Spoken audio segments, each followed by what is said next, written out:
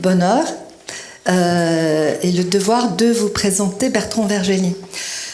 Bertrand Vergely est philosophe, il est agrégé de philosophie, il a enseigné pendant très longtemps. 40 ans. Dans des classes préparatoires. Il était professeur dans l'enseignement supérieur. Au lycée Potier à Orléans. Oui, et puis ensuite, vous avez été à l'Institut de théologie. Et entre-temps, j'ai été à Sciences Po pendant 14 ans. Il est merveilleux parce que j'avais peur d'oublier quelques éléments de sa biographie et vous m'aidez. Bertrand Vergely est l'auteur d'une 50aine d'ouvrages.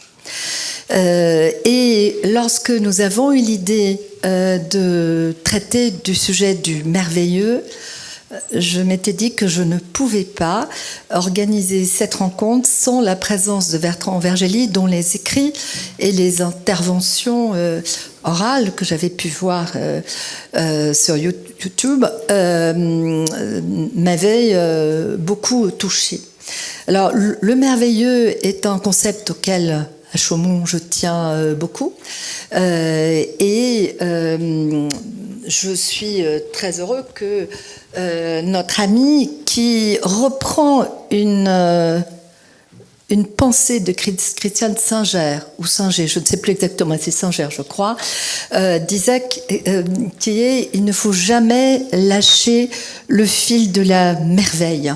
Alors, petite précision, oui. Elle avait un cancer, oui. Et elle a dit cette phrase suivante, l'émerveillement est notre devoir le plus impérieux. Grâce à lui, je sortirai vivante du plus sombre des labyrinthes. Voilà. C'était une femme exceptionnelle. Et moi, j'ai une phrase qui m'obsède, et après je vous passerai la parole parce que je ne suis pas la spécialiste du merveilleux.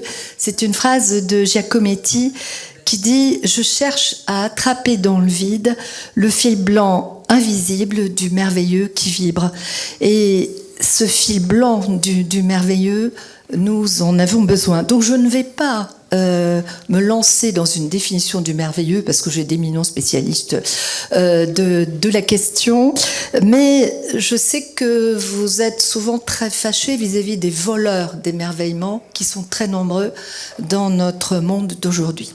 Donc, je vous passe la parole pour une intervention qui va durer 1 heure environ. Merci beaucoup. Merci bien. Je rajouterai à ce que vous avez dit cette réponse que Fellini un jour a fait à cette question. En quoi croyez-vous? Et il a répondu, je ne crois qu'en une chose, en ce qui m'émerveille. Pour rentrer dans le merveilleux dans la nature, je vais proposer un petit exercice que je propose à chacune de mes conférences afin de rompre avec l'agitation du monde. Nous allons décroiser les jambes, fermer les yeux et prendre 5 profondes respirations à partir de l'abdomen. Et vous allez voir, c'est assez mystérieux, mais la pensée arrive. On dit souvent que le maître vient quand le disciple est prêt. Eh bien, la pensée arrive quand les disciples que nous sommes prêts. On ferme les yeux et on prend 5 profondes respirations.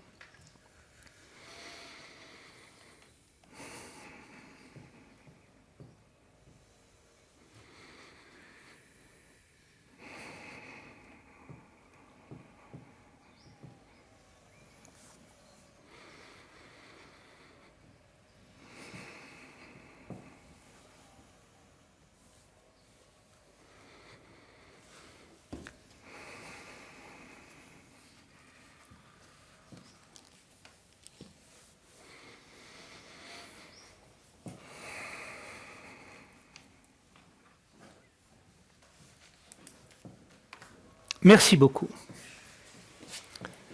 Qu'est-ce que c'est que philosopher? Philosopher, c'est essayer d'apercevoir les questions qui se posent. Qu'est-ce que ça veut dire apercevoir la question qui se pose? Ça veut dire apercevoir la bonne manière de poser une question quand la question est bien posée et d'apercevoir la mauvaise manière de poser une question quand la question est mal posée. Ça paraît peu de choses, mais que de confusion à l'intérieur de la pensée, parce qu'on juge mal des choses. On ne définit pas ni les mots ni le cadre, et résultat, on ne sait pas ce qu'on pense. À l'inverse, ce qui est merveilleux, c'est de rencontrer un esprit bien fait qui vous permet d'apercevoir ce que c'est qu'une pensée qui pense, et par là même vous réjouir de l'existence de la pensée. Quel est le problème que pose le merveilleux dans la nature? Le problème est simple, c'est le problème de la vérité. Il convient de savoir si ça existe ou pas, ou si c'est simplement une vue de l'esprit, une imagination née de nos fantasmes. Face à ça, il y a 3 objections majeures. La première, c'est celle qui consiste à dire « arrêtez de rêver à propos de la nature. La nature, il n'y a rien de merveilleux. C'est extrêmement banal. » Qui dit ça? Descartes. Que fait Descartes? Alors qu'à son époque, on pense encore qu'il y a un arrière-monde et qu'éventuellement la nature pourrait être une déesse, qu'est-ce qu'il dit? La nature n'est pas une déesse, c'est un ensemble de lignes, de figures géométriques. Ne cherchez pas autre chose, la nature, c'est une machine. À l'appui de cette idée, nous avons affaire à une deuxième raison qui est avancée. Cette raison est avancée par Spinoza. Qu'est-ce qu'il y a derrière l'émerveillement devant la nature? Il y a du narcissisme et derrière, il y a de l'anthropocentrisme. Vieille réaction d'ancien régime. Je suis quelqu'un de bien parce que je viens d'un milieu qui est bien et que ma lignée est bien. Je suis quelqu'un de bien, pourquoi? Parce que la nature est merveilleuse. N'oublions pas que nos mamans nous ont parfois dit que nous étions la 7e merveille du monde et que la 7e merveille du monde adore venir d'un monde merveilleux. Imaginez qu'on lui dise « tu viens d'un monde laid, hideux », mais quelque part, narcissiquement, ça provoque une blessure. Et donc, on aime bien rêver la nature et nous rêver à travers le merveilleux de la nature, pouvoir nous émerveiller de nous-mêmes en nous émerveillant devant la nature. Et puis, troisièmement, il y a un constat que nous faisons toujours et que nous entendons toujours faire. Vous dites qu'il y a du merveilleux de la nature. Puis-je vous rappeler le tsunami d'Haïti avec ses 220 000 morts? Puis-je vous rappeler le récent tremblement de terre au Maroc avec ses 3 000 morts? Puis-je vous rappeler le récent inondation en Libye avec ses 3 000 morts? Comment pouvez-vous dire qu'il y a du merveilleux dans la nature? La nature, c'est terrible.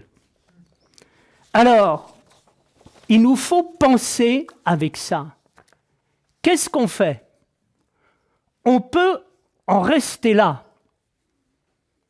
Mais je répondrai à cela, la question que posait Woody Allen, « so what ?» On s'émerveille devant la nature.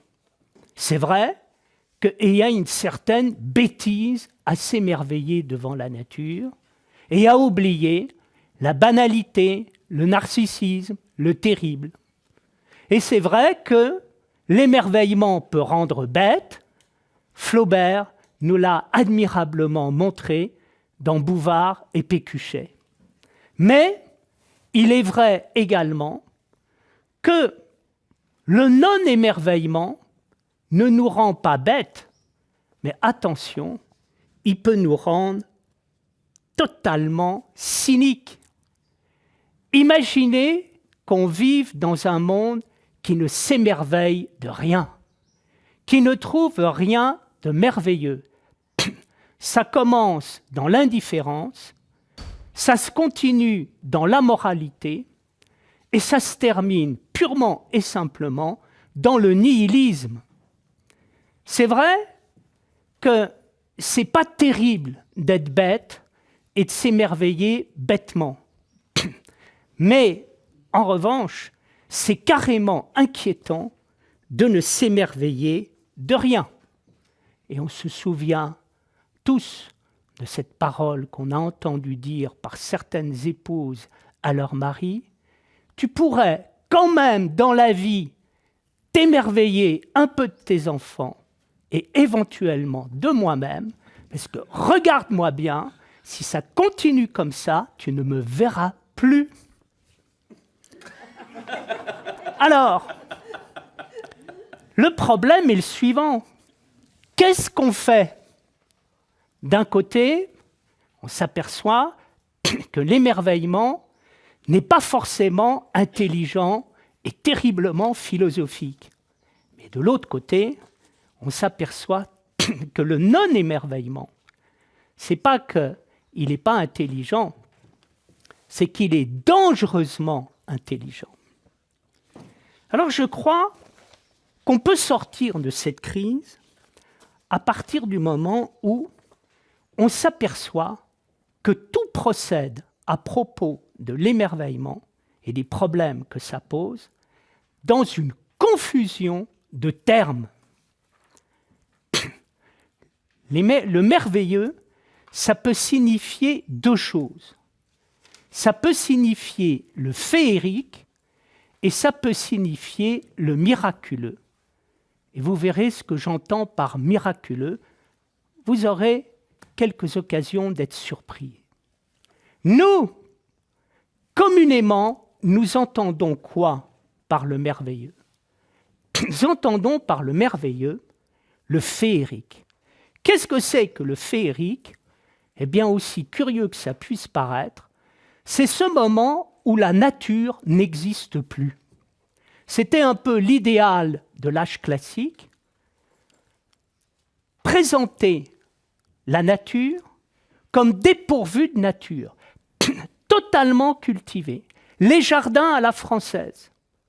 La nature qui fait oublier la nature. Et c'est quoi la nature qui fait oublier la nature ?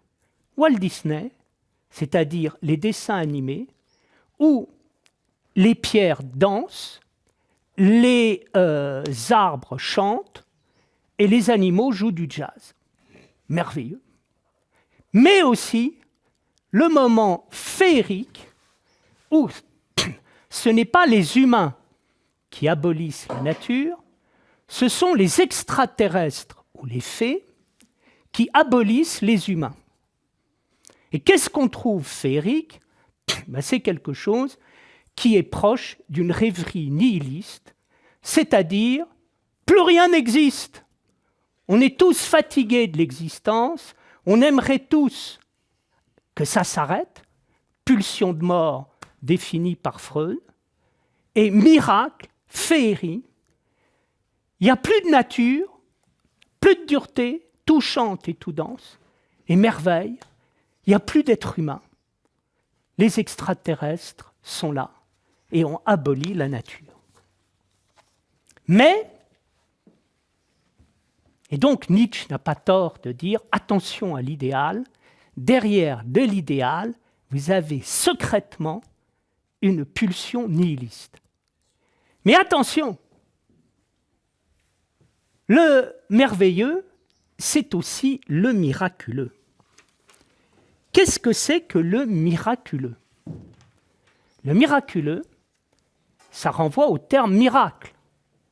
Et finalement, on a peur. On dit, oh là là, vous allez nous entraîner vers la religion, les miracles. Vous connaissez toutes les polémiques qu'il y a eu au cours des siècles pour dire que le miracle n'existe pas. Il faut revenir à l'étymologie. Miracle, ça vient du terme latin mirabilia, qui veut dire regarder des choses dignes d'être regardées. Et qu'on retrouve dans le mot miroir. Miracle, miroir, mirabilia, mirobolant, c'est les mêmes racines. Qu'est-ce que c'est que le miroir? Le miroir, c'est quelque chose d'extraordinaire. Pourquoi? Parce que c'est une surface qui réfléchit la lumière, reçoit la lumière et elle la renvoie. Oui, mais le miracle, le miroir, c'est aussi moi qui me mets devant le miroir et qui vois mon image. Et c'est ce qui transforme les choses en image des choses. Et qu'est-ce que c'est que les choses qui sont transformées en image des choses? C'est ce qu'on appelle la réflexion. Et la réflexion, c'est un véritable miracle. Pourquoi? Parce que c'est l'apparition de l'esprit et de l'intelligence dans la réalité. Parce qu'il y a de la réflexion, tout d'un coup, il y a de la réflexion. Et l'homme devient cet animal intelligent, capable de quoi?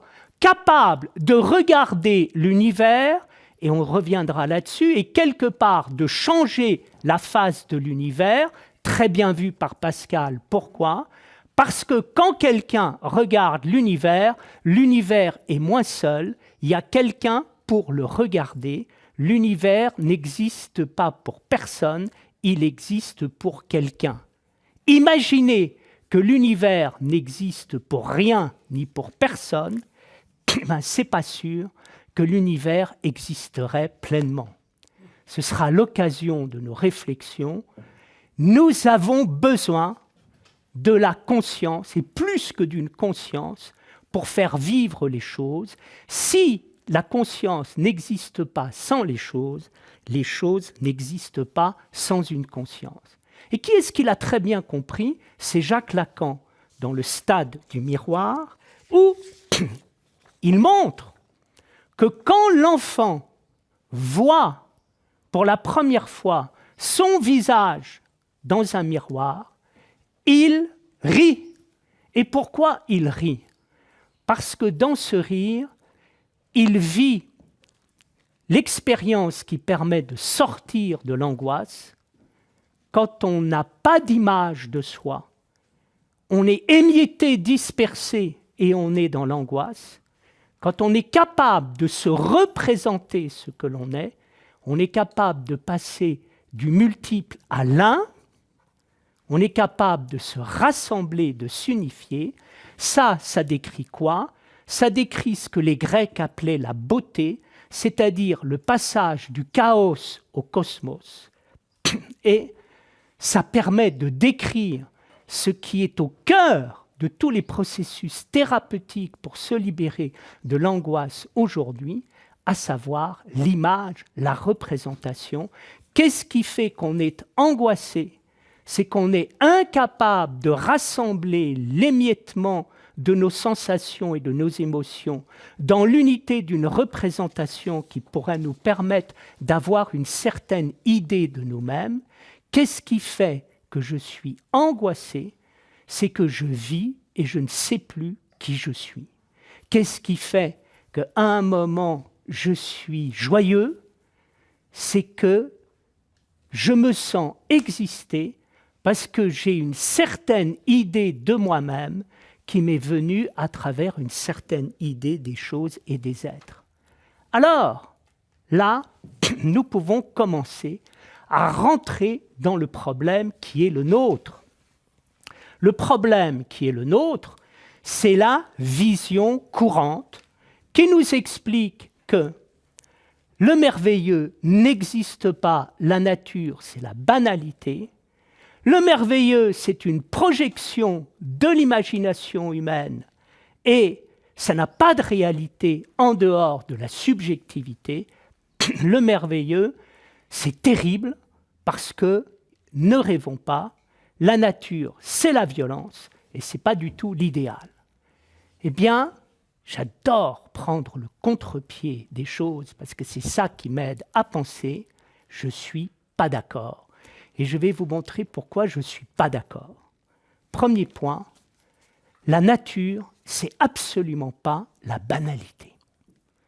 Et donc, je crois qu'on se trompe quand on dit « le merveilleux n'existe pas ». Et chers amis, vous ne serez pas venus ici pour rien, le merveilleux existe.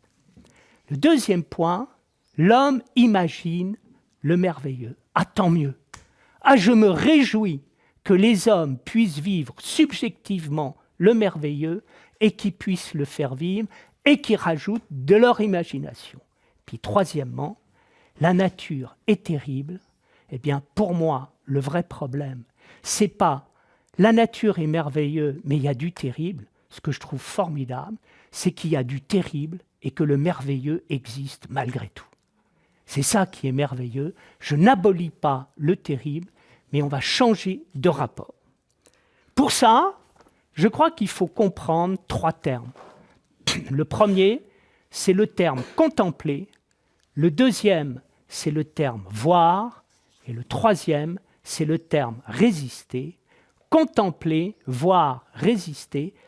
Je crois que ce sont les 3 éléments qui vont nous permettre de donner, avec une certaine solidité, une consistance à la notion de merveilleux dans la nature. Qu'est-ce qui me permet de donner une consistance au merveilleux dans la nature? Ben, c'est une chose très simple, c'est une expérience que nous avons tous vécue, c'est qu'à un moment, il nous est arrivé, devant un coucher de soleil, en montagne ou dans la mer ou en campagne, de nous arrêter et de regarder pour regarder. Ça paraît rien, mais ça veut dire quoi? S'il n'y avait rien à voir, si tout était banal, on ne s'arrêterait pas. Mais qu'est-ce qui fait que le merveilleux existe? C'est qu'on s'arrête. J'ai eu la chance d'aller à Santorin, en plein été, et en particulier dans la pointe nord de Santorin, qui s'appelle Ia. Vous avez une falaise, des petits restaurants merveilleux, des bateaux qui passent. Le soir, il y a 2000 personnes qui viennent voir le coucher du soleil. 2000 personnes. Dans la guerre du feu, il y a un épisode tout à fait extraordinaire. On voit à un moment apparaître le merveilleux et la naissance de l'esprit. Vous vous souvenez du film? On voit les premiers hommes qui s'emploient à survivre et à chasser et puis à créer le feu. Puis à un moment, c'est juste vers la fin, le tournant du film, vous avez une jeune femme qui lève les yeux, qui regarde le ciel et qui regarde la lune dans le ciel, et on voit qu'elle trouve ça beau. Et on voit quoi? On voit apparaître la conscience de la nature à l'intérieur de la nature. Ça, c'est ce qu'on peut appeler philosophiquement la naissance de la conscience de soi, et j'y reviendrai. Ça veut dire quoi, le merveilleux dans la nature? Ben, ça veut dire le regardable. Nous avons l'habitude de penser les choses à partir de l'homme. Et nous disons, s'il y a du merveilleux, c'est parce qu'il y a une manière humaine de voir qui crée le merveilleux. Eh bien non.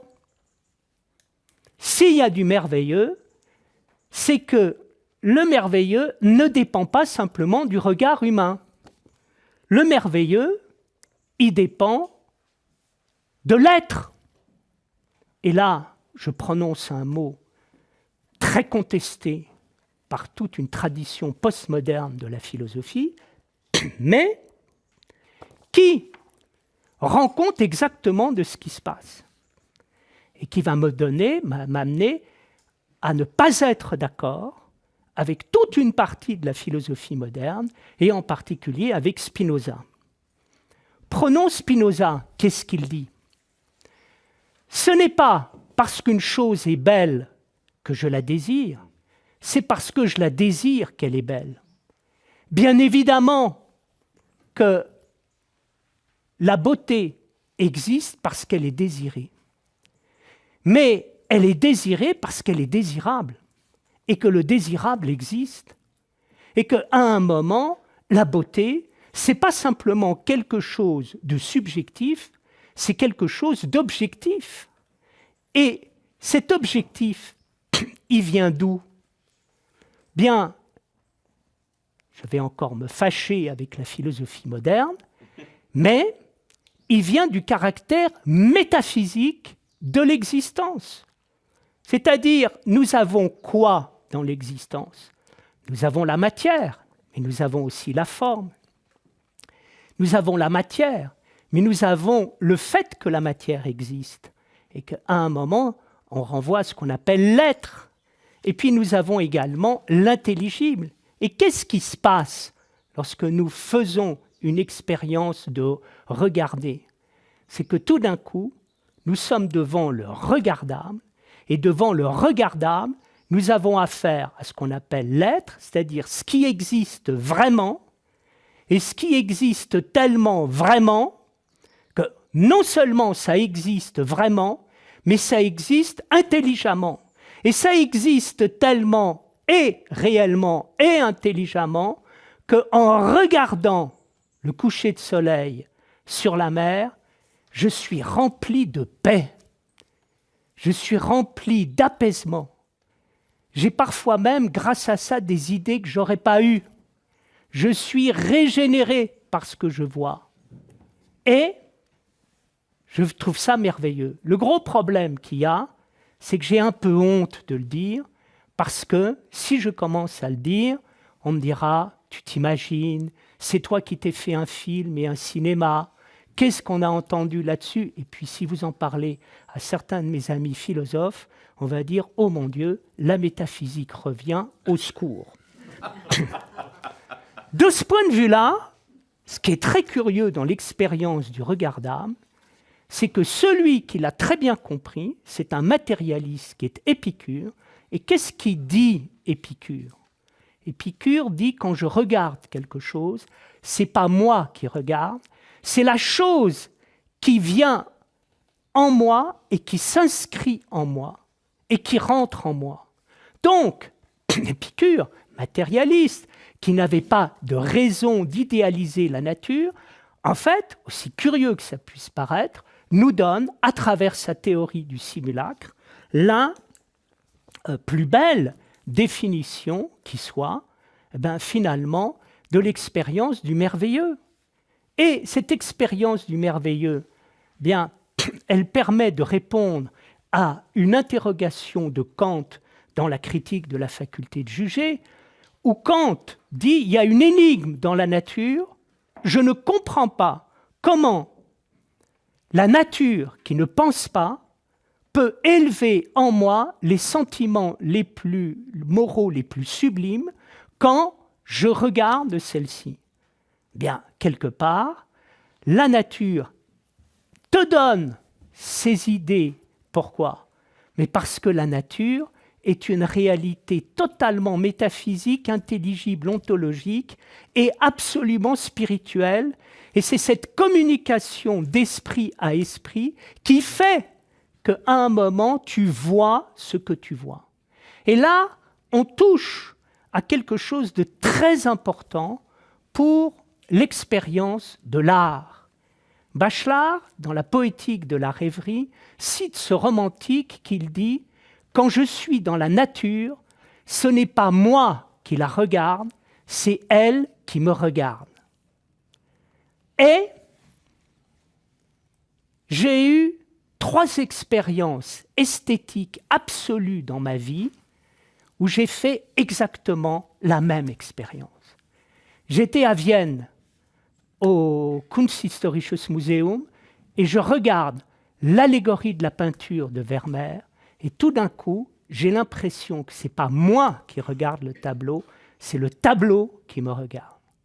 J'étais à New York, dans le Metropolitan, et tout d'un coup, dans la salle, je vois un tableau qui m'attire du fond du musée. C'était La nostalgie de l'infini de Chirico, et tout d'un coup, j'ai été happé par ça. Et puis j'étais à Paris et je regardais à un moment ce tableau de Lorrain, de Claude Lorrain, le coucher de soleil sur un port au coucher du soleil, et je vois tout d'un coup le soleil, et c'est pas moi qui regarde, c'est le soleil qui me regarde. Et pourquoi on est là? On est là parce qu'on est devant quelque chose qui est le côté le plus étonnant qui soit. Quand j'ai une expérience du regardable dans la nature, ce n'est pas dans ma conscience que ça se passe, c'est dans l'inconscient que ça se passe. Et dans l'inconscient que ça se passe, qu'est-ce qui se passe? Ce n'est pas moi qui regarde la nature, c'est la nature qui se regarde en moi. Et là, on peut dire la même chose. Il y a des moments, la peinture se regarde en moi, à un moment, la musique se regarde en moi. Et là, je me demande si nous n'avons pas une des sources de la création artistique, à savoir, ce n'est pas l'homme qui rajoute quelque chose à la nature, mais c'est plutôt la nature qui vient rajouter quelque chose à l'homme, donnant raison à un moment à ce que Bergson disait et qui faisait rire Sartre, à savoir, la nature est une grande artiste et elle se voit en nous. Là, nous pouvons comprendre ici la relation qu'il y a entre le merveilleux et l'étonnement. Qu'est-ce que c'est que le mot étonnement que l'on trouve dans le Théétète de Platon, et où il est dit « s'étonner, c'est le meilleur moyen de rentrer en philosophie ». S'étonner, c'est ce qui se passe quand Théétète regarde le ciel et qui voit de l'ordre dans les étoiles. Aristote, dans la métaphysique, dit exactement la même chose. La philosophie est née le jour où les hommes ont levé les yeux au ciel et ils ont regardé les étoiles. Et qu'est-ce qu'ils ont vu? Ils ont vu trois choses. Ils ont vu l'intelligible à l'intérieur du ciel, c'est-à-dire il n'y avait pas simplement de la matière, il y avait de l'ordre à l'intérieur de la matière, il y avait des figures, ça c'est le premier point. Le deuxième point, c'est qu'ils ont vu leur propre intelligence à l'occasion de cette intelligence. Là, on est passé du regard extérieur au regard intérieur. Et le troisième point, c'est qu'ils ont été foudroyés. Ils sont sortis, c'est ça que veut dire l'étonnement. L'étonnement, c'est le coup de tonnerre, c'est le foudroiement. C'est Zeus qui envoie des éclairs, c'est Shiva qui descend du ciel et qui tranche avec quoi? Qui tranche avec la banalité, avec le nihilisme, avec la pensée en nous qui dirait « il n'y a rien », et tout d'un coup, on entend de l'intérieur de soi, de soi-même, quelque chose qui dit « ne dis jamais qu'il n'y a rien, il y a quelque chose et non pas rien », et ce quelque chose, c'est invraisemblable, c'est quelque part de l'intelligence à l'intérieur de tout ça, et une intelligence qui ne vient pas simplement de l'univers et des hommes, mais qui vient de quelque part d'ailleurs. Bien, donc là, on est devant quelque chose qui est de l'ordre de l'inconscient et qui permet de comprendre le premier élément du merveilleux dans la nature, lié au regardable. Deuxième élément pour comprendre le merveilleux dans la nature, exactement le contraire. Ça, c'est quelque chose que j'ai pu vérifier. Si vous voulez penser, n'oubliez jamais que dans la réalité, tout est équilibré parce qu'il y a tout et le contraire de tout. Et ce n'est pas du n'importe quoi, ça renvoie à des équilibres fondamentaux. Et là, on se trouve devant le voir. Le merveilleux, ce n'est pas simplement qu'il y a du regardable, c'est qu'il y a des hommes pour le regarder. Et s'il n'y avait personne pour le regarder, il y aurait beau avoir du regardable, il n'y aurait rien. Vous avez tous entendu dire cette chose. Le bonheur, c'est bien, mais encore faut-il être capable de le recevoir. Et vous vous souvenez tous et toutes de cette parole de Woody Allen, lui encore, une fois de plus, « Ah, si quand j'étais heureux, j'avais su combien j'étais heureux, qu'est-ce que j'aurais été heureux. Ben, je crois qu'on comprend bien ici ce que veut dire la subjectivité. Et cette remarque apparemment banale, disant le regardable, le merveilleux, c'est formidable. Mais s'il n'y a personne pour le recevoir, ben, il n'y a rien. Et ce qu'il faut, ce n'est pas simplement le merveilleux, mais c'est le merveilleux dans le merveilleux. Et le merveilleux dans le merveilleux, bien, c'est ce qui se passe quand quelqu'un est capable de faire vivre le merveilleux. Et comment est-ce qu'on peut faire vivre le merveilleux? Bien, on fait vivre le merveilleux simplement en étant là et en étant capable de retourner l'indifférence et l'absurde par le fait d'être là. C'est un mot sur lequel Heidegger a beaucoup réfléchi et qui est l'exemple même du mot dans lequel on va trouver tout et le contraire de tout. Être là, c'est l'absurde par excellence. Je suis là et on peut dire « qu'est-ce que je fais là ?» Qu'est-ce que je suis venu faire dans cette galère? Oui, mais il suffit d'être là au fait d'être là, et tout d'un coup, eh ben, par le fait qu'on est là, on n'est plus dans l'absurde, on est dans la présence. Et à travers la présence, on est capable de faire vivre les choses. Donc, on a affaire ici à quelque chose d'essentiel, qui est l'homme à l'intérieur de l'univers, et comme le dit Pascal, ben l'homme, il change la face de l'univers. Et grâce à lui, l'univers devient un univers conscient, qu'il n'y ait pas de confusion. Ça ne veut pas dire que tout est conscient, mais ça veut dire que si dans l'univers, il y a un point de l'univers qui est conscient de l'univers, ben ça change totalement la face des choses. Et là, on se trouve devant la question de l'homme. Et derrière la question de l'homme, on se trouve devant une des discussions philosophiques les plus fondamentales qui soient dans la modernité et dont il ne saurait être question de faire l'impasse. Premier point, penser que l'univers a besoin de l'homme, n'est-ce pas un péché d'orgueil? Comme dit Spinoza, l'homme n'est pas un empire dans un empire, et arrêtez de penser que l'univers a besoin de lui. Deuxième point, Jacques Monod termine Le hasard et la nécessité par cette parole que vous connaissez peut-être.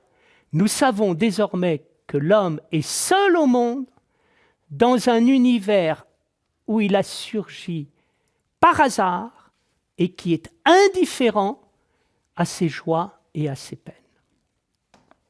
Troisième point, l'évolution aujourd'hui, remettons l'homme dans le plan de l'évolution. L'homme n'est pas tombé du ciel, il est le produit de l'évolution et il faut arrêter de lui donner un statut spécial. Je crois qu'on peut répondre à ces objections. Pourquoi? Parce que, là encore, on a affaire à l'exemple d'une pensée qui ne s'est pas définie, et finalement de deux pensées qui ne parlent pas de la même chose. Pourquoi Spinoza, Monod et l'évolution sont-elles contre l'anthropocentrisme? Pour des raisons politiques. Spinoza est obsédé par la monarchie. Et il n'a qu'une peur, c'est de voir le religieux régresser au dieu monarque et le dieu monarque devenir ce qui légitime le monarque. Et derrière le monarque, le fait que tout un pays soit gouverné par l'arbitraire d'un homme. Deuxièmement, quand Monod explique que nous sommes seuls dans un univers indifférent, il faut être attentif à ce qui est dit à la fin du hasard et la nécessité. Monod fait de la politique et il défend quoi? D'une manière très positiviste, il défend la science et le socialisme. La science, c'est ce qui remplace l'animisme et ses croyances naïves par un système de pensée vérifié. Quant au socialisme, il va faire le bonheur des hommes sur Terre en défendant le progrès, la raison et la science.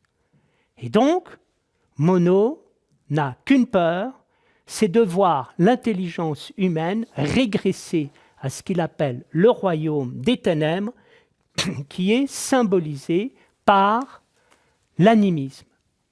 Et puis, aujourd'hui, l'évolution est également prise dans un combat politique. Bien, il suffit de lire les thèses du créationnisme américain pour se rendre compte de l'enjeu des problèmes qui se jouent. C'est-à-dire que derrière la philosophie, derrière la science, on fait de la théologie et de la mauvaise théologie, et on fait de la politique. Et on veut imposer une monarchie et un certain régime qu'on pourrait dire hyper conservateur. C'est la raison pour laquelle, à un moment, on ne veut pas entendre parler de l'homme et de l'anthropocentrisme.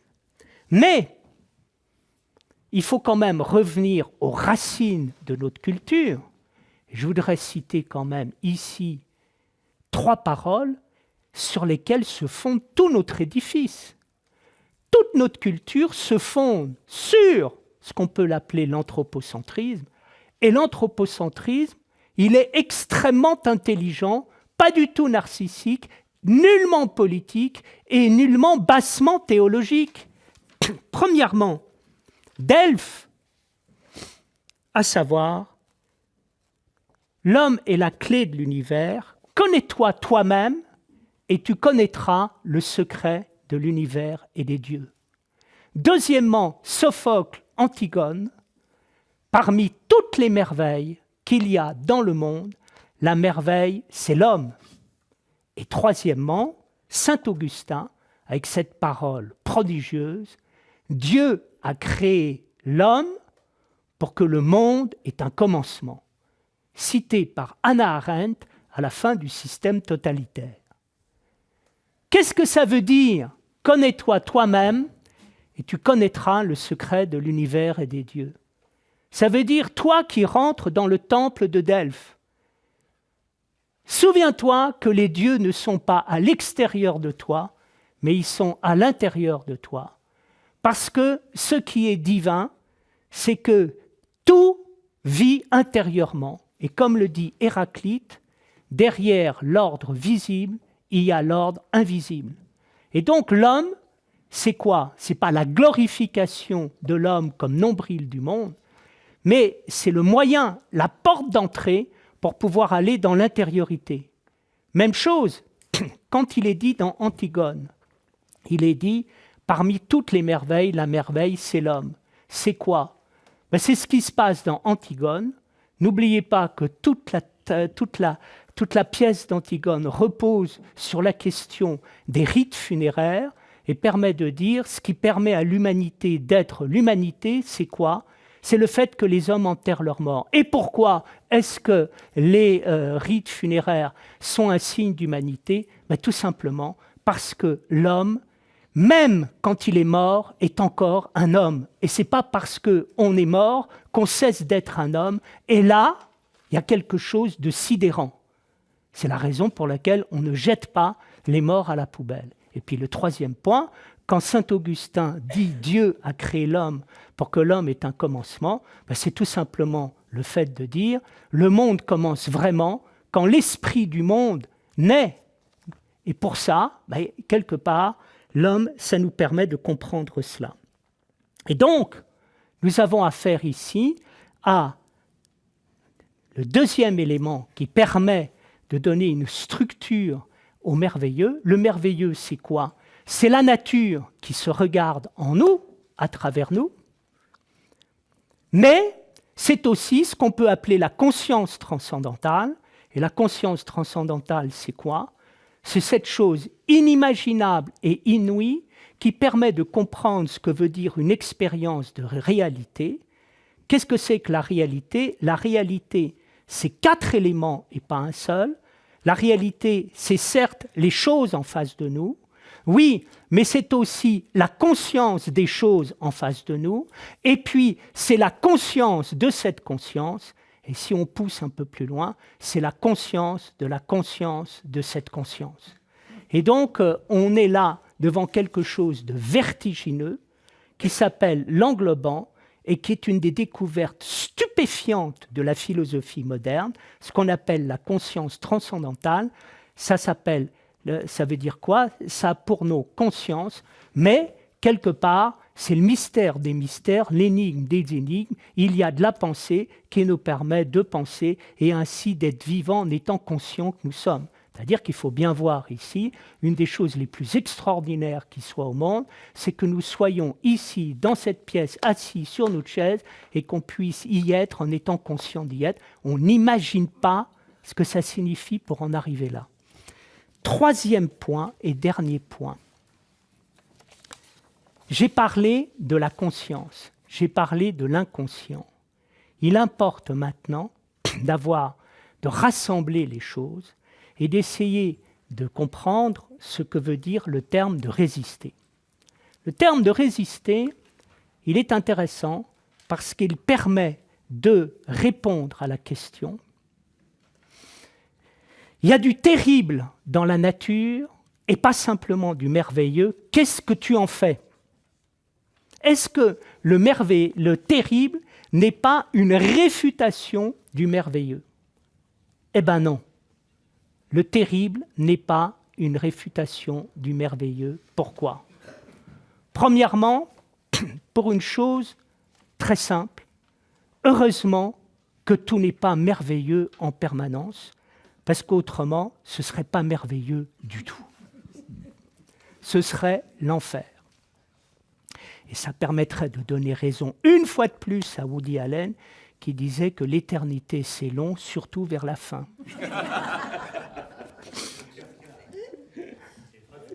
C'est une phrase de Kafka, tu as raison.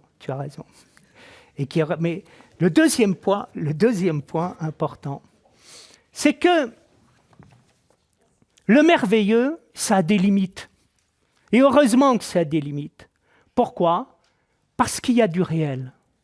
Et que le réel qui n'est pas merveilleux, eh bien, quelque part, c'est merveilleux. Qu'est-ce qui fait que la science est possible? C'est qu'à un moment, certes, les savants s'émerveillent, et souvent, ce sont les plus émerveillés des émerveillés devant la splendeur de ce qu'ils voient, soit dans l'infiniment petit, soit dans l'infiniment grand et le cosmique. Mais c'est tout simplement le fait que, quand on arrête de s'émerveiller, on rentre dans le réel, et quand on rentre dans le réel, ça marche, ça fonctionne, et ça, c'est merveilleux.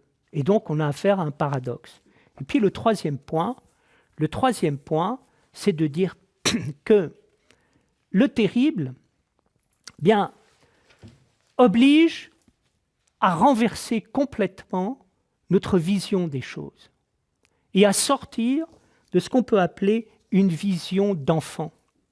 La vision d'enfant, c'est de penser que la nature est merveilleuse et qu'il y a une anomalie, le terrible. En général, cette vision d'enfant, c'est l'enfant qui vit dans le cocon familial quand tout va bien, et puis tout d'un coup, il sort de la famille, et là, c'est le premier jour de l'école chez les enfants, cet immense cri que nous avons entendu tous et toutes, « Maman ». Bien. Mais le deuxième point, c'est de dire, revenez sur Terre. La nature n'est pas merveilleuse. La nature, elle est terrible. Parce que la nature, c'est un combat continuel. Et l'anomalie, c'est le merveilleux. C'est pas le terrible. Alors il faut revenir ici sur le combat. Et il faut comprendre une chose. C'est que le combat est nécessaire à l'équilibre de toute chose. Il y a une chose que j'aime bien, c'est cette parole d'Alain qui dit « penser, c'est dire non ». Et il dit immédiatement non à soi. Bien, je pense que la réalité existe parce qu'elle dit non à elle-même. et que dans ce non à elle-même, c'est là que tout d'un coup, il y a des choses merveilleuses qui vont se passer. Et ce non à elle-même, je le vois dans quoi? Je le vois dans tout ce qu'on a vu. Je le vois dans le fait de contempler, je le vois dans le fait de voir, et puis je le vois dans ce que je vais appeler la relation du voir et du contempler, et qui est le phénomène. Qu'est-ce qu'on a vu avec l'inconscient? On a vu une chose, c'est que la nature, elle va contre l'idée que le merveilleux est subjectif. Le merveilleux n'est pas subjectif. Le merveilleux, il est très matériel, il est très concret. Et arrêtons de penser que tout ça est une invention et revenons dans la réalité des choses et avoir le sens du merveilleux et avoir le sens du réel, c'est la même chose parce que ça va ensemble. Le deuxième point, arrêtons de penser que la conscience, c'est que de l'imagination. La conscience, c'est pas que de l'imagination. C'est que l'homme existe et en faisant exister des choses, il leur donne une pleine réalité. Et donc, ça veut dire quoi? Arrêtons de penser d'une manière banale.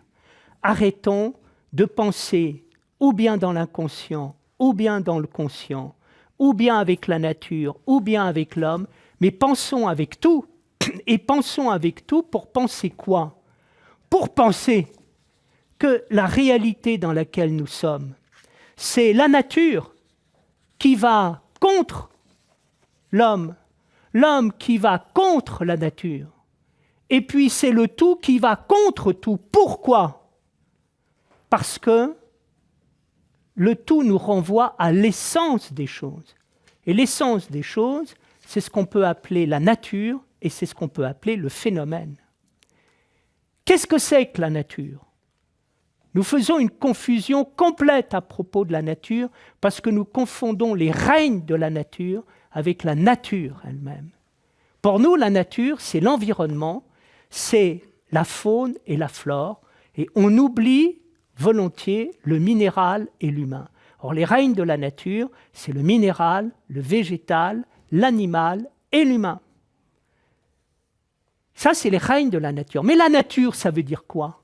La nature, ça vient du terme latin « nascor » qui veut dire « naître ». Et qu'est-ce que ça veut dire « naître » ? Ça veut dire l'ouverture. Et qu'est-ce que c'est que l'ouverture qu'il y a dans la nature? C'est ce qu'on appelle le phénomène. Et qu'est-ce que c'est que le phénomène? Le phénomène, c'est le phénoménal. C'est-à-dire, il y a quelque chose qui apparaît. Il y a quelque chose qui est en train d'apparaître. Qu'est-ce qui est en train d'apparaître? Ce qui est en train d'apparaître, c'est les sources phénoménales de l'existence humaine. Et les sources phénoménales de l'existence humaine, elles se traduisent par quoi? Par quelque chose que je résumerai ainsi. Mesdames, messieurs, attachez vos ceintures, on part en voyage. Vous n'avez pas imagination de la vie humaine et imagination de l'aventure dans laquelle nous sommes. Les choses ne font que commencer.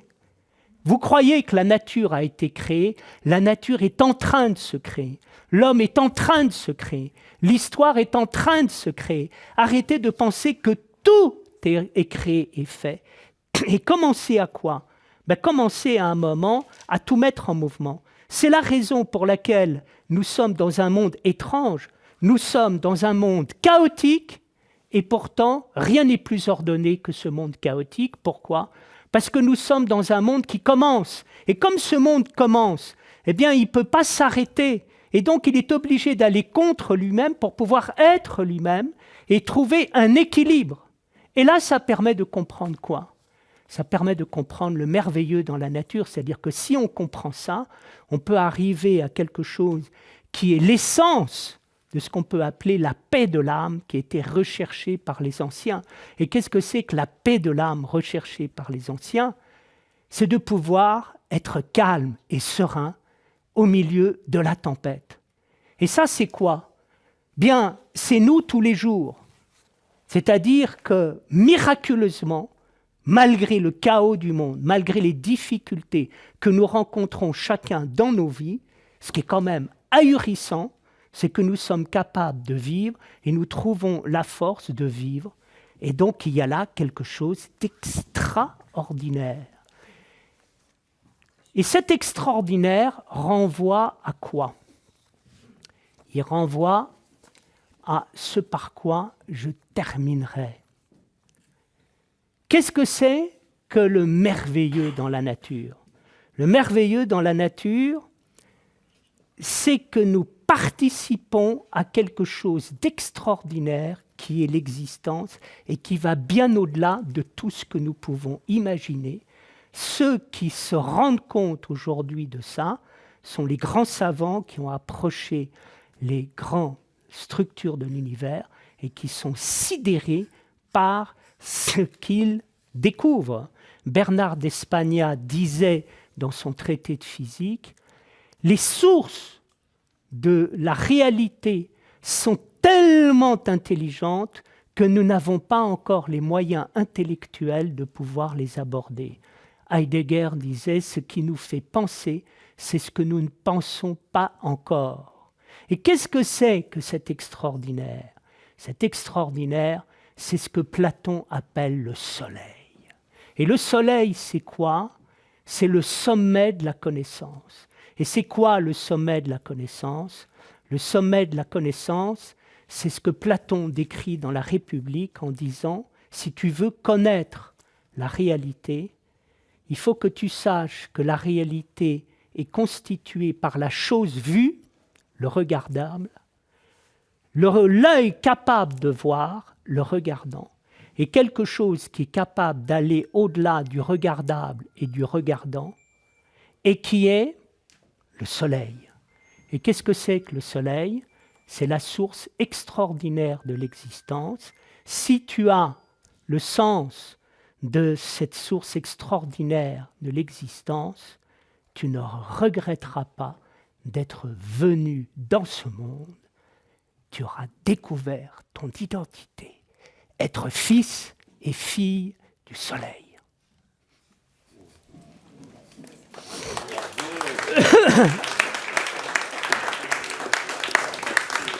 Voilà. Je vous avais dit 1 heure, nous avons tenu 1 heure. Merci pour votre écoute et je suis à votre disposition pour les questions que vous voudrez bien poser. J'ai une très belle question, monsieur. Oui. Vous avez beaucoup parlé de la contemplation et du regardable. Oui. C'est vraiment très bête comme question. Mon grand-père était aveugle. Oui. Donc, voilà, ce sens-là, il ne l'avait pas. Au contraire. Ah oui, justement, c'est ça qui m'intéresse. Je me doutais bien que vous alliez me Bien dire. sûr. Et au contraire? Parce que vous ne voyez pas simplement avec vos yeux, vous voyez avec votre être. Gilbert Montagnier, qui est totalement aveugle, dit « Je vais au cinéma, je voyage et je vois ». J'ai une amie qui est totalement aveugle et elle ne souhaite pas retrouver la vue parce qu'elle dit « J'ai découvert une sensibilité que je n'aurais jamais eue sans ça ». Et donc, il faut savoir que nous avons une double vue. C'est-à-dire, on voit la vue avec les yeux, et c'est très pratique d'avoir des yeux, mais c'est très pratique aussi d'avoir une vie et pas simplement une vue. Et il y a des gens qui ne voient rien du tout. Ils ont beau avoir des yeux, ils sont passés complètement à côté de l'existence. Ils n'ont rien vu. Donc, il y a voir et voir, et ce qui est bien, c'est d'avoir des yeux, mais de s'en servir. Pour essayer à un moment de voir avec la deuxième vue. Voyez ? Et vous entendrez toujours les aveugles le dire. Moi, j'ai plusieurs amis qui sont aveugles, et je vous assure que le problème pour eux d'être aveugles n'est plus un problème. Ça l'a été, ça ne l'est plus. J'ai une amie à qui est arrivé un truc extraordinaire. À 22 ans, elle a une kératite foudroyante. Et donc, elle perd la vue. On l'opère, on lui sauve un œil. Elle prend un avion, l'avion se crache, elle est la seule survivante, mais elle a perdu son deuxième œil. Et à partir de là, qu'est-ce qu'elle a fait ? Bien, elle est rentrée dans la vie, elle est devenue kinésithérapeute. Et le gros problème qu'elle a, c'est qu'elle dit « j'ai trop de lumière à l'intérieur de moi, il faut, de temps à autre, il faut que ça se calme. » quoi. Voilà, mais ça, c'est parce qu'elle a aussi tout un travail d'être en elle qui lui a permis d'avoir cette ouverture, si vous voulez, sur cet autre regard. Mais la question de la vision, c'est que la question de la vision rassemble l'ensemble du cycle. C'est-à-dire, vous partez des choses, les choses s'impriment en vous, vous avez la représentation, et puis ensuite, vous arrivez à la représentation de cette représentation qui est la conscience. D'autres questions ? Oui. Votre réflexion sur le merveilleux s'inscrit dans un ensemble de pensées occidentales. Oui. Est-ce qu'il y a une vision, une conception du merveilleux différente dans d'autres civilisations orientales en particulier ? Alors, je pense que s'il y a quelque chose qui rassemble les êtres humains, c'est l'art, la poésie, la musique et la capacité d'émerveillement. Et en particulier, vous voyez bien quand vous regardez les peintures chinoises qui représentent des lacs tranquilles, qu'à un moment, les gens qui ont peint ces peintures ont fait l'expérience du merveilleux. Une des expériences les plus extraordinaires du merveilleux que j'ai vues, c'était au Vietnam de rentrer dans un atelier de broderie et de voir la broderie la plus incroyable que j'ai vue de ma vie, un chat avec le mouvement de la patte pour essayer d'attraper une libellule. Mais d'avoir compris le mouvement de la patte du chat, on a tous vu des chats essayer d'attraper ça. Essayez de faire ça en broderie et vous vous dites, mais quelqu'un qui a fait ça est totalement habité par le... Et si vous voulez avoir le sens merveilleux, bien évidemment du merveilleux, bien tous les koans zen, vous voyez, donnent ce moment de suspension, vous voyez. Et vous voyez, le dernier livre de Philippe Delerme, je crois, porte quelque chose, il parle en même temps de ce qu'on pourrait appeler le temps suspendu, ou bien encore ce qu'on peut appeler les parenthèses enchantées. Et les parenthèses enchantées, le temps suspendu, j'ai l'impression qu'on les trouve partout. L'intervention du rêve, oui. Dans tout l'ensemble, qu'est-ce que vous en faites pour faire... Alors, probablement que le rêve renvoyait à ce que j'ai dit sur le regardable, quand j'ai dit que la nature se regarde en nous et que quelque part, le monde se rêve en nous. Et donc, on a affaire là à toute une méditation romantique sur ce que c'est que l'expérience de la vision ou l'expérience visionnaire. Alors, vous avez raison de le souligner, j'en ai pas parlé, c'est un manque de ma part, j'aurais dû en parler. Oui. Encore une question. L'émerveillement, l'étonnement, je me demandais si vous étiez tous les soirs devant ce coucher de soleil ou tous les jours devant cette toile à New York, est-ce que vous seriez encore émerveillé ? Je pense, alors c'est pas un philosophe pour le coup, à l'animateur Arthur qui avait épousé Estelle ex-Hallyday. Et il a, oui, désolé pour les références, et il avait dit « Un jour, tu te réveilles et tu ne te rends même pas compte que tu es à côté d'une des plus belles femmes du monde. » Oui. Alors, il y a une chose qui est extraordinaire, c'est de ne pas se lasser. Oui, voilà. Et comment fait-on ? On ne sait pas. On n'en sait rien. On constate qu'on ne se lasse pas. L'expérience de l'amour, c'est de ne jamais se lasser d'être avec la femme que l'on aime ou avec l'homme que l'on aime. Et donc, et à un moment, on relit des poèmes, on réécoute des pensées, et on relit, on dit, mais c'est incroyable, je ne m'en lasse pas. C'est comme ça. Comte Sponville dit, si votre conjointe, après 15 ans, vous dit « je t'aime comme au premier jour », c'est joli, mais c'est un doux mensonge. Le problème, c'est que Comte Sponville est resté au moins 15 ans avec la même femme. Je crois que je connais bien André, et bien évidemment, c'est ce qui fait sa qualité, outre l'excellence de son style, c'est de vouloir qu'on ne s'endorme pas. Et donc, bien évidemment, on peut se raconter des choses à propos de l'amour. Mais j'ai rencontré des couples qui s'aiment toujours. Et il y a ici la magie du temps, c'est-à-dire plus on est ensemble, plus on a du plaisir à être ensemble. Et à un moment, la durée est quelque chose qui augmente le plaisir et crée un plaisir plus grand que le plaisir de la première fois. Et ça, c'est quelque chose que Jean Kelevitch a dit. Qu'est-ce qui fait la première fois ? C'est la deuxième fois. Qu'est-ce qui fait la deuxième fois ? C'est la troisième fois. Parce que si la première fois est simplement la première fois, c'est plus la première fois, c'est la dernière.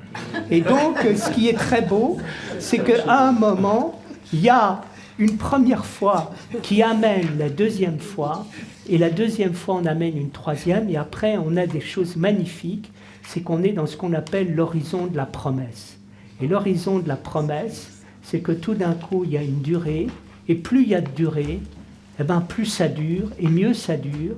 Et quelque part, attention, tu t'aperçois que les choses ne font que commencer, parce que tout est prometteur, vous comprenez ? Donc, je crois que tout s'inverse. Bien évidemment, on peut se lasser d'être dans la répétition. Mais quand la première fois est suivie d'une deuxième fois, ce n'est pas une répétition, c'est une recréation.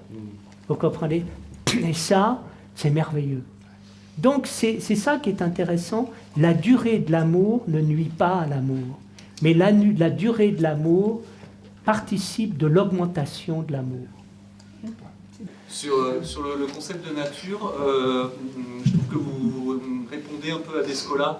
Enfin, vous réinventez lui qui a dit que finalement la nature elle n'existe pas, en tout cas dans notre ontologie naturaliste. Sauf que vous nous faites sortir un petit peu de ça en réintroduisant la métaphysique. Oui. Justement, vous déconstruisez finalement, vous expliquez pourquoi notre ontologie naturaliste est un peu à côté de la plaque. Parce que Descola n'a peut-être pas osé complètement, il n'est peut-être pas allé jusque-là, mais en réintroduisant la métaphysique, il me semble que vous faites quelque chose comme ça en disant bien que notre concept de nature, où on oublie, où on a notre rapport d'exploitant et de protection un peu intéressée de la nature, parce qu'on a oublié la métaphysique. Alors, qu'est-ce que j'appelle métaphysique ? J'appelle métaphysique le fait, qui est le fait montré par Parménide, l'être, la pensée et la relation entre la pensée et l'être. C'est-à-dire, fondamentalement, il y a quelque chose, on ne vit pas quelque chose qui est une pure illusion. Deuxièmement, ce quelque chose est une immense pensée, et cette pensée fait de nous des êtres qui pensons et qui pouvons par là même vivre pleinement ce que nous vivons. Je fais mien cette belle parole de Nietzsche qui dit « la vie est une grande pensée ». Et donc, oui, de ce point de vue-là, et je pense que ça va encore plus loin, non seulement il y a de l'être, non seulement il y a de la pensée, non seulement il y a de l'être qui pense, mais ce n'est pas fini. Tout est ouvert et on a encore peu vu, on n'a encore rien vu, y compris dans l'être, y compris dans la pensée. Alors, si la métaphysique est dogmatique, bien évidemment, la métaphysique ne m'intéresse pas. Si bien évidemment, l'être et la pensée sont figés une fois pour toutes, ça ne m'intéresse pas. Mais si l'être et la pensée me permettent d'aller vers quelque chose qui me met en état de penser, c'est-à-dire prépare-toi à penser, tu n'as pas encore pensé, prépare-toi à aller dans la réalité, tu n'es pas encore allé dans la réalité, alors là, ça m'intéresse. Bien, moi je dis que on confond ce que j'appelle les règnes de la nature avec la nature en tant que telle. La nature en tant que telle, c'est Kant qui avait vu en disant la nature, c'est un ensemble de phénomènes, et puis ça a été repris par la phénoménologie, et qui dit quoi ? La nature, c'est le phénomène, c'est-à-dire quelque chose apparaît, et à partir de l'apparaître, il y a une apparition. Tout d'un coup, on est devant quelque chose d'exceptionnel. Voilà. Alors, bien évidemment, l'exceptionnel pour nous, c'est la manifestation du phénomène sous la forme du minéral, du végétal, de l'animal, de l'humain. Mais si vous voulez, c'est la différence qu'il y a entre le réel et la réalité. Le réel, c'est la réalité de la réalité, la nature de la nature. Et puis, la réalité, c'est la concrétisation du réel. Et je pense qu'effectivement, ce qu'on appelle les règnes de la nature, c'est les concrétisations de ce qu'il y a dans le phénomène. Voilà. Donc, c'est ainsi, si vous voulez, que je réinterprète les choses et j'accepte des données d'une métaphysique, mais remaniées, tout simplement parce que ça donne une cohérence à la pensée. Voilà, ça donne une cohérence à ma pensée, et c'est parce que ça me donne une cohérence que, attention, la réalité, ça ne vient pas de rien, la pensée, ça ne vient pas de rien, et tout ça m'aide, si vous voulez, à rentrer sérieusement et dans la réalité, et dans la pensée, et dans la relation de la réalité et de la pensée. Souvent, on reproche à la philosophie d'être justement de l'ordre de la pensée et très peu opérative, mais j'ai l'impression, en vous écoutant, qu'elle peut être thérapeutique. Oui. Par exemple, les gens qui sont en détresse, qui sont en dépression, et je me demandais, vous êtes philosophe, est-ce que vous produisez une pensée, ou est-ce que vous parvenez à incarner au quotidien la pensée que vous produisez ? Alors, il y a plusieurs choses. D'abord, j'aimais beaucoup, moi j'aime bien ceux qui disent arrêtez de dire que le philosophe n'est pas dans la réalité. S'il y a bien quelqu'un qui est dans la réalité, c'est le philosophe. Et la philosophie nous donne en permanence des leçons de réalité. Pourquoi ? Parce que la philosophie véritable est une immense expérience d'humilité par rapport à la réalité, à la pensée. Vous avez vu, si je commence à dire « ne t'imagine pas connaître la réalité, ne t'imagine pas avoir compris la pensée, et même si tu penses qu'il y a l'être et la pensée, ne t'imagine rien ». Moi, ça me paraît très scientifique dans la méthodologie, puisque c'est critique, et ça me paraît en même temps, je ne sais pas, ça me réveille, cette manière de voir, qui est une manière exigeante, me réveille. Ensuite, le deuxième point, il faut bien voir que la philosophie est née avec Pythagore et les thérapeutes, son école des thérapeutes, et ils sont aperçus de quoi ? Ils sont aperçus que la sagesse, qui est liée à la fois au savoir, mais aussi à la prudence, est quelque chose qui apaise l'âme. Les anciens ont vu quoi ? Que le problème numéro 1 de la cité, c'est les émotions, et derrière les émotions, c'est la folie. C'est ce qui se passe quand il y a une hubris, une démesure, et que tout d'un coup, à un moment, le monde se met à délirer. Et donc, vous apercevez que toute la société grecque était organisée autour de deux choses. Quand on ne pouvait pas calmer les passions, c'était la guerre. Mais quand, avant de faire la guerre et qu'il y ait des soldats, il y avait des centres thérapeutiques, comme par exemple Épidore, où vous alliez à Épidore, il y avait des thermes, il y avait un théâtre, il y avait un stade, il y avait... et qu'est-ce que vous faisiez ? Vous purifiez pour éviter la guerre. Je pense qu'on vit la même chose, c'est-à-dire que tout ce que l'on essaye de vivre, c'est d'essayer d'éviter que tout s'enflamme et qu'à un moment, il y ait une autodestruction. Regardez la stupeur qui est des Français avec les émeutes qui ont eu lieu fin juin, où tout d'un coup on est sidéré par une espèce de violence absolument incroyable qui sort. Donc, est-ce que la philosophie est thérapeutique ? Oui, c'est pas son but. Son but, c'est pas de concurrencer la médecine, mais elle a des effets thérapeutiques. Je crois que... Et donc, à un moment, bien évidemment, le plaisir de penser, c'est que ça fait du bien. Vous voyez ? Voltaire disait qu'il était heureux parce que c'est bon pour la santé, et moi je dirais que je suis heureux parce que la philosophie c'est bon pour la santé.